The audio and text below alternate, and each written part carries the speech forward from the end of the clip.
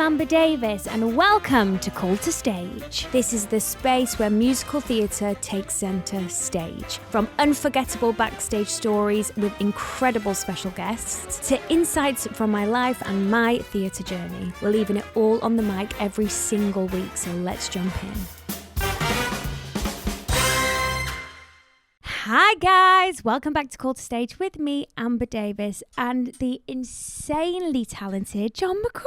Hello. Hello. How you doing? Good, how are you? We're pretending we haven't just done this catch up, but we have.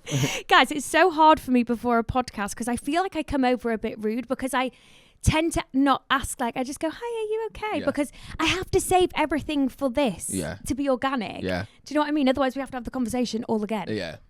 Well, it's just fine. Yeah. We don't mind. We don't mind. How are you? I'm very, very well. It's a beautiful day here in London, and I'm excited to hopefully get into a bit of springtime. I know. I'm over it. Yeah. Although the temperature has risen. Yeah. I think. It was warm on the way here. Yeah, me too. We're literally talking about the weather. Yeah. That's Brits for you. Okay, first things first. Yeah. Pick any job you've ever done. Have you had any interesting pre-show rituals? Yes, I'm an early bird, and so I used to get to Jamie at 4:00. Flipping out. Yeah, and then at 10 a.m. on a two-show day. What? Yeah, I don't know what. I worked with someone who couldn't be in the building, couldn't physically be in the theatre we were in until the half because she got really anxious. Okay. And I think in a way that's why I got there early, was to sort of acclimate to my surroundings. And this is only if I have my own dressing room, which sounds really bougie, but that you get a space of your own and I don't mind chilling in it. Yeah. But if I was sharing, I'd probably leave it a bit later. But it's kind of like when you walk into the building, when you sit in your dressing room, you're in that world then, aren't you? And the intercom's on, you're hearing the people come in and it's like, ooh. 10 a.m. though on a double. Yeah, but there was something lovely about walking through Soho on a Saturday morning when there was no one there. For me, it was the cleanest it was ever going to be that day, you know? Your life's really put together. It seems that way, but it's not. I just... I think I'm still asleep at 10 o'clock. Really? See, I can go home and literally fall into bed after a show. I don't need to wind down. What time does your body clock normally wake you up? About 5:30. No. Yeah. You're one of those. I'm one of those. But I'm not like, oh, yeah, I'm going to go out and go for a run. I'm just like up and like, okay, well, I've got to wait for at least 4 hours before the world gets going. Well, do you know the most successful people in the world wake up between 5 and 6 a.m. or 4 and 6 a.m.? Do they? Yeah, so God, well done you, darling. Thank you. Any day now. It's going to happen.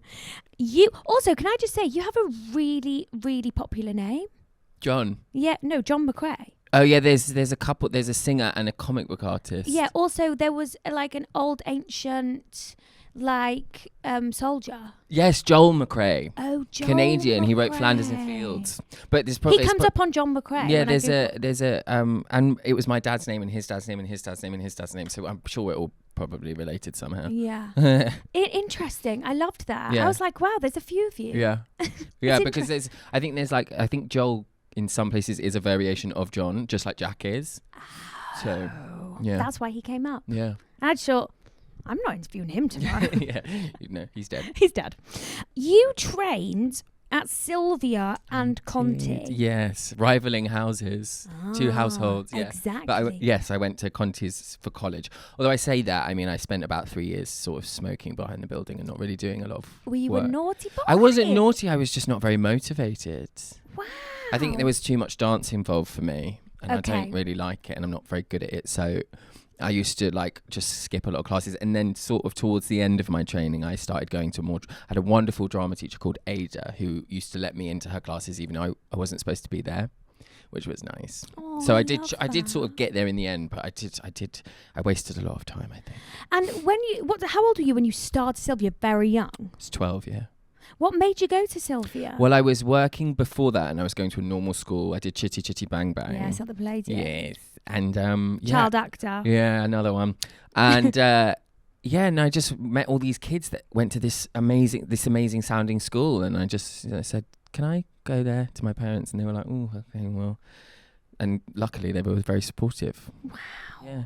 And so, why don't you like dancing? I don't like doing things I'm not very good at. You were Jamie. No, I know, but this is going to sound boastful, but when you're in the middle, you can afford to sort of not look very uniform. Okay. I think if you put me like some of my friends are just incredible dancers, and if you put me in a chorus with people, I'd stick out in a bad way. Okay. I'm not all the way there. I'm never where I'm supposed to be. Once I had a teacher so what did he say? He said he stopped us mid-class. This is why I stopped going, and he was like, "John, you're like a child colouring outside the lines. You know you shouldn't do it, but you do it anyway." Oh. And he also said, this was at college, so I wasn't actually a child, so I could take it on the chin. But he also said, it's like you have a seizure and you just come to after the routine's finished. And I was like, that's literally how it feels. Really? Yeah. So yeah. I'm just thinking of little John. Yeah. But do you know what? This is a really interesting conversation, because I think some people assume that you have to be like a strong triple threat to be in this industry, and you don't. No, you can. I think everyone's got I mean, I know some amazing people that are annoyingly good at all three. Yeah. But most people have like something, and I think it usually stems from like the passion that they have for that one thing. I don't really have a passion for dance. No. The tough thing about the industry, especially musical theatre, is a lot of the time you have to do the dancing first. I know. And if it's not your... I don't think I've ever been to a dance school though, so I'm lucky. Have you not? No. You've never had your dance called Cherry Pop? No. I think I knew to avoid it. Agents know. Yeah. Don't even bother. Yeah, and I was already. I did have to do one dance call for Jamie, but I'd already got the part. Okay. So they were just sort of putting me in the room with the other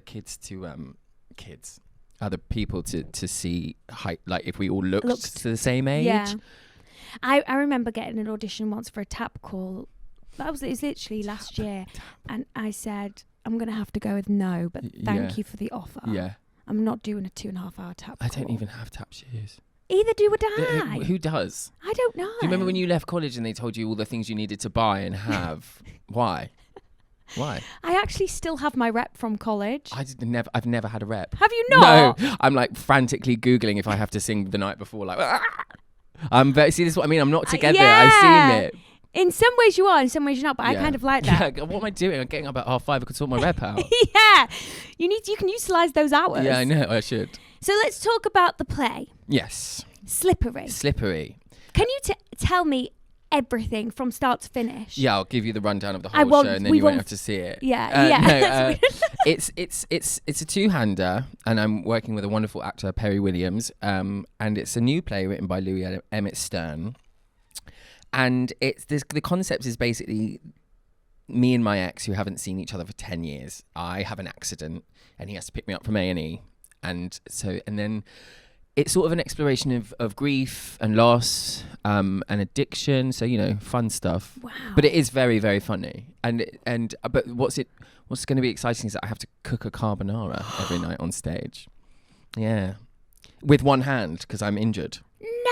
Yeah, I love stuff like that. That is so character building. building. we've got a working kitchen on our set.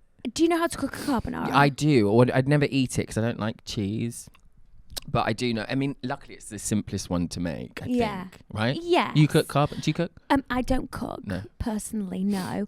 But you could but make a carbonara. It's mixing, really. It's not. Yeah, I think I'd struggle with the al dente pasta. What struggle? How? Like, I think I'd either get it too soggy or too hard. Apparently you're supposed to, this is a cooking podcast now, apparently you're supposed to take it out like 3 minutes before the package says. So if it says 8 minutes, take it out 5 minutes and then cook it in like a sauce, yeah. Is that the tip? That apparently. Okay, I love that. But you've started rehearsals? Yeah, we started last week, so we're 1 week in. 1 week in, and how are you feeling? I'm nervous about... I was nervous about learning it because I've never been on stage with just one other person before, and it basically is like the play happens chronologically. There's no time jumps, and it's all set in one kitchen. It's self-explanatory. Yeah, so it's like basically I think it's about an hour and 10 minutes or something like that of just conversation. Oh wow! But my character's a bit scatty, so he there's not always an obvious train of thought. And yes, but it's exciting, and but we're about a third of the way through. So if we've got 3 weeks rehearsal, God, you're way ahead. Do you think? Yeah, babe. All right. You're 3/4 of the way through after a week. No, 1/3. Oh, good luck. But yeah, exactly. But it's all in one kitchen, so there's not a whole lot of staging to remember. How do you what's your way of discovering somebody's bones? I think it's all about the other people you're acting with. Yeah. Yeah, and also like because I always found that very fascinating. I love going on with like understudies sometimes because you're like, well, this is completely different for me now. You know? But yeah, it's all in the script. If it's a good script, it's all there for you. You just have to sort of highlight it and put your. I think so. I think that like you always know when something is really well written because you don't have to do much. I have trouble like if it's an audition, if I can't learn it. If it's not going in, I'm like, oh, something's not, or it's just not meant to be in my voice. And or your body. Yeah. Your vocabulary. So how long is it on for again? It's running from March 17th to April 11th at the Omnibus Theatre in Clapham. Well, book your tickets, guys. Come and see That's slippery. I can't see it. No, that's all right. Because I'm on tour. You know the plot now, so. Yeah, I do. But if you could film it for me and send it to me, that'd be great. I'm sure there'll be an archive. Can you send me an archive? Let's go back to, because there's lots of things that I want to talk about. Obviously, I want to talk about Jamie. Yeah. You had an Olivier nom for that, and you won a WhatsOnStage Award. Yeah. You originated the role of Jamie. Yeah. Did you audition? I did, yes. I auditioned for a workshop of it. So you workshopped it first? Yeah, twice. And they are lucky enough that they kept me.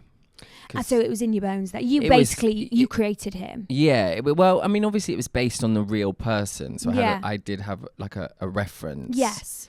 But yeah, I had the privilege and the pleasure of sort of basically doing it for 3 years before we even opened. Wow. I mean, not that I would like, it wasn't constant. We only did like 2-week workshops. But it was always in my bones, and my partner he wrote the music. We met afterwards. That's how we met. But so it was. Story. So I was like hearing it in the house because he was writing songs and arranging things. So it was always around. Yeah.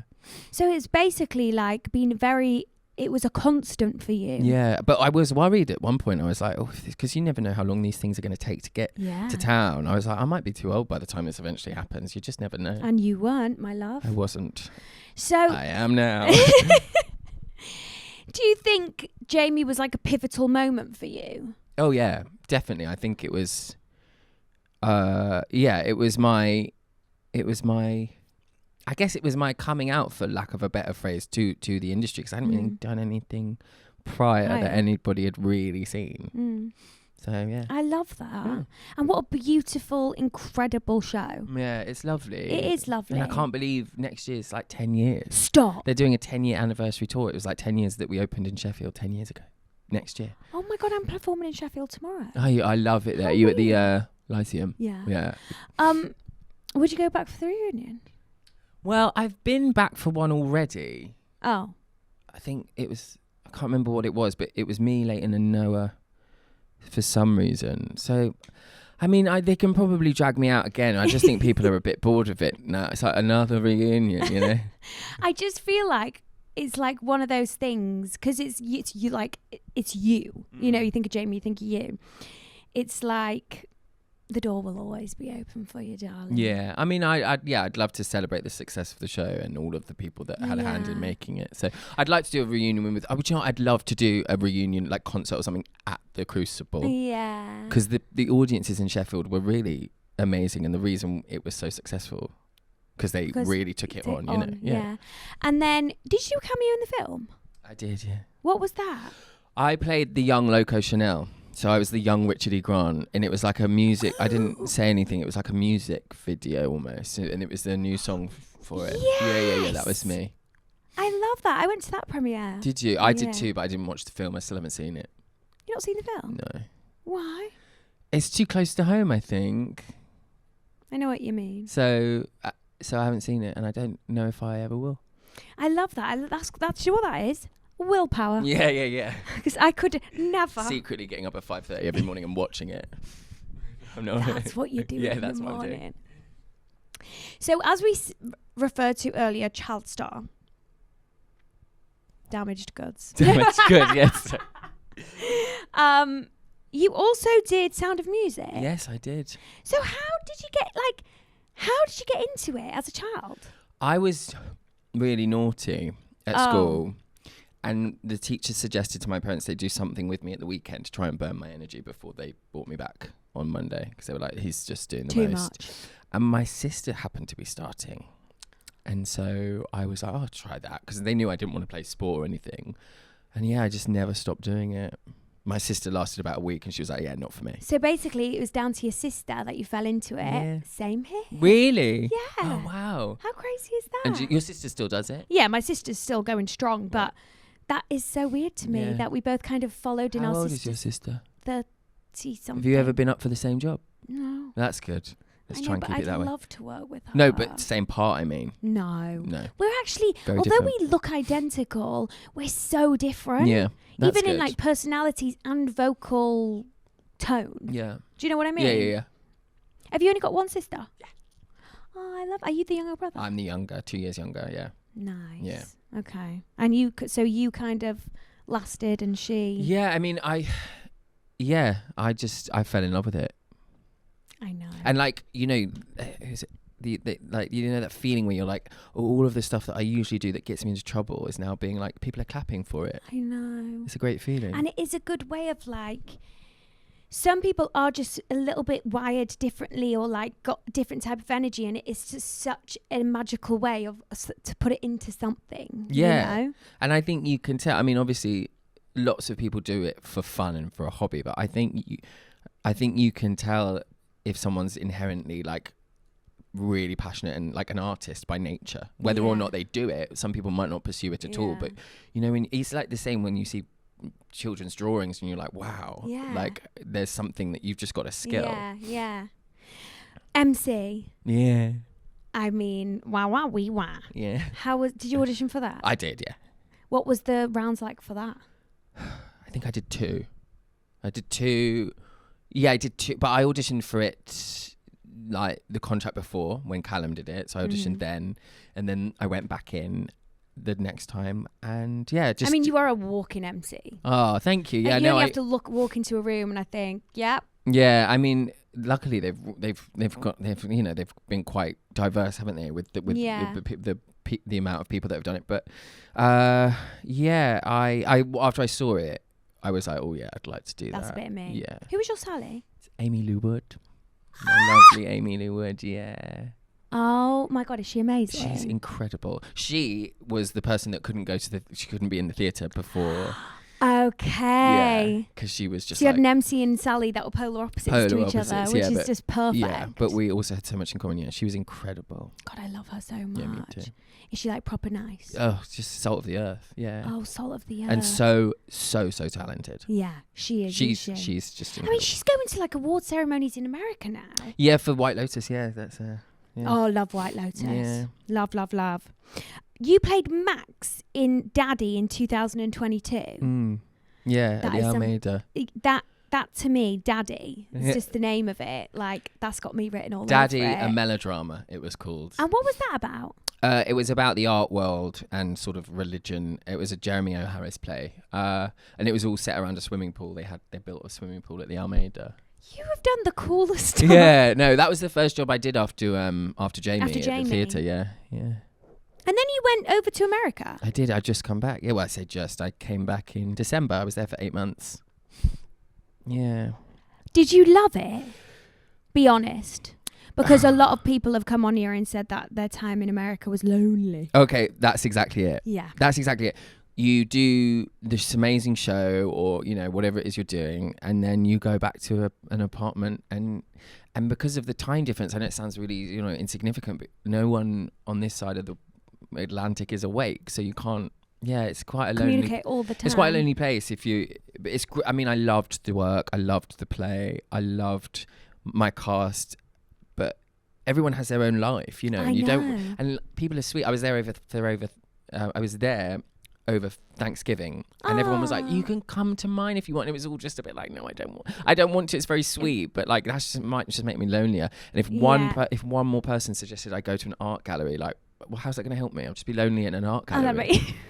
Like, I'm basically crying and being like, I'm so lonely. And they're like, have you thought about going to the Empire State Building? No, I haven't actually, weirdly. Did people come out and visit you? Yeah, Leighton came, my friend Jordan came, my partner came a couple of times. So yeah, I had, but sometimes that made it worse because then they'd go again. Yeah, I know. And the thing is what I find really interesting about Broadway, off Broadway, all that, is that you don't have a scheduled warm up. No. And I think that's really important for like getting the company to bond. Yeah, I love warm up. I used to go because I used to try and go to both of them at Cabaret because there was a prologue warm up and then a warm up. Yes. And otherwise you never see the prologue. No. So, but yeah. They you can just stroll in at the half, but because of the conceit of our play, you could see the dressing rooms from the audience. We were back, so we did have to be there half an hour before the half. Oh, okay. So that was quite nice because we were all just sat in a row and sort of like chatting and but yeah. Would you? Well, I guess I can't really say this now. I was going to say, would you go back over? But I think it's a bit like touring. At first, you're like, God, no, I'm never touring again. Yeah. And then time passes and you're like, well, actually. No, I would go back for and I'd do that play again in a heartbeat. What was the play about? Because you played Prince George. I did, yeah. I played an adult version of Prince George. It was sort of an exploration of what it would be like if we had like an openly gay heir to the throne. Wow. Yeah. And there was lots of sex and lots of nudity. Yeah, and drug use. It was not exactly like Disney. Well, moving on to Disney. Oh, wow. What a segue. I swear I didn't do that on purpose. Cruella. Yeah. You played Artie. I did, yes. And guys, listen to this. Artie is the first originally created openly gay character in a live-action Disney film. Yes. That's what I've been told, but I do think that headline happens every time there is one.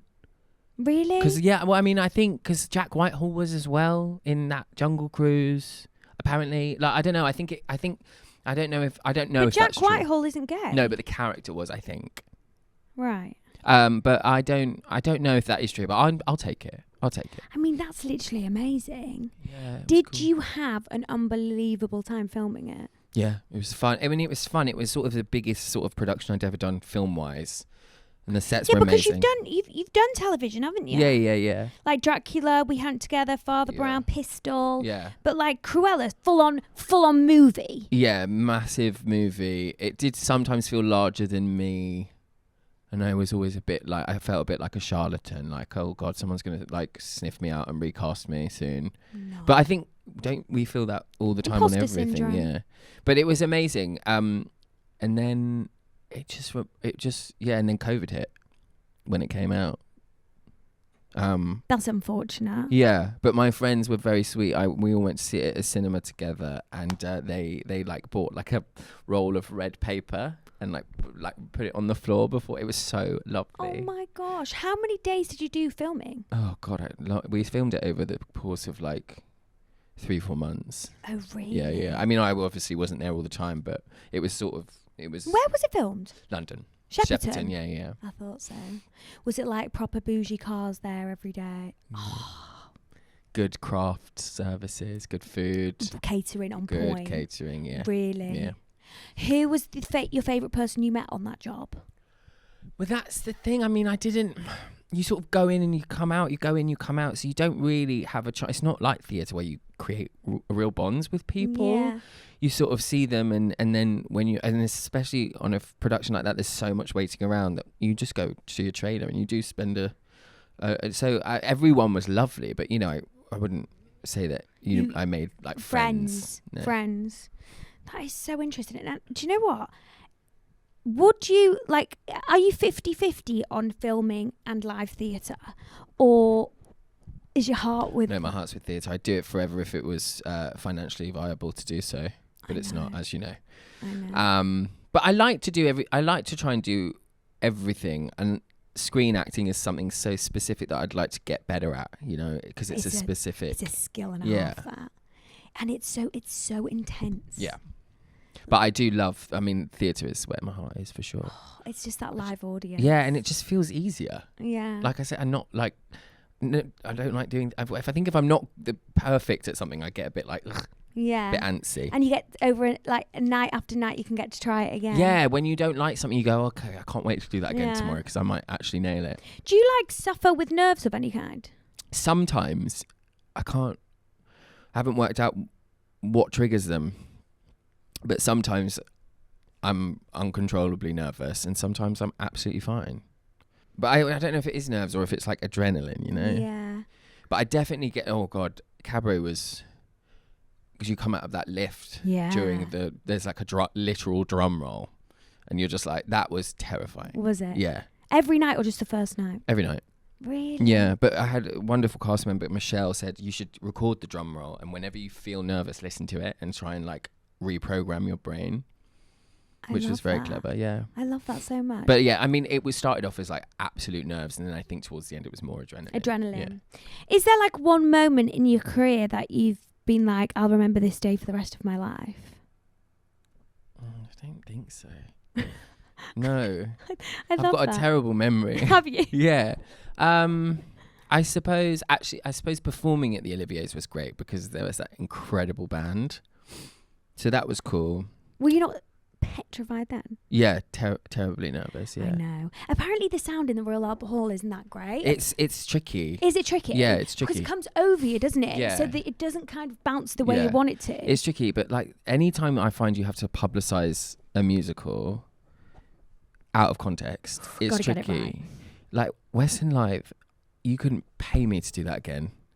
The sound is rubbish. John, I do it every year. It's so bad. I always say to myself, I'm not doing it next year. I actually did it once, and then they asked me to do it again, and I made Luke Bayer do it instead. Luke, please. Yeah. I just think that it's so exposing. It is. And I like- mean, it's great that people get to, see stuff, and that's great, and I understand it as a tool. But they've got to sort it out. I mean, how long has it been going? I know. Luckily, if I just keep, ratting on them, they'll never ask me back anyway. I know. I feel like it's an in-ears situation, Yeah. isn't it? But I haven't got in-ears. Have you got in-ears? No. But a lot of people And also, do you're these always days. doing like something that you're so used to doing with an orchestra to a track. I know. It's very odd. In a certain building, Yeah. and you're kind of just screaming out into thin air. Yeah. And hoping that it's coming out nice. And then Yeah. you see all these videos of people put online and you think, I stay away. why did I sound like that? Yeah. It's like when people like play you like the live feed of someone's concert, and you're like, is that me? Yeah. Before we move on to our little Patreon section, I just want to ask this question to you. Dead or alive, is there anyone that you'd absolutely be obsessed with working opposite? Dead. Go on. No. I would love to work with Amanda Plummer. She's batty. She's Yeah. mad as a box of cats.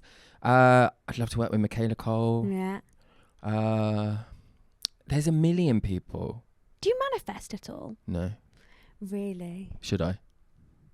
Well, is that manifesting, saying it to a camera? Do you think Yeah. that might be it? Maybe. Yeah. I'd love to work with loads of people. Yeah. And what about a theatre? Is there a dream Ooh. theatre? Oh, see, this is the thing. This is what interesting. I used to have this. I used to really desperately want to work at the National. And then one day my friend said something incredibly profound. She just said, "In what?" And I went, "What?" And she was like, "Well, what's the building got to do with it? Like, is it a good play? Is it a good show?" And I was like, "Yeah, actually." So now I'm far more driven by Material. work than the place it's in. I mean, no, Wow. don't get me wrong. I'd love to work there, but it's, I just want to do things that speak to me. Yeah. I love that. Yeah. God, you're incredibly inspiring. Oh, thank you. You're just very straight to the point, aren't you? Yeah. I love Sometimes it bites me on the bum. Me too. Yeah. Cheers. Guys, thank you so much. I'm going to be asking John some of the questions you've asked in the Patreon app. Bye-bye.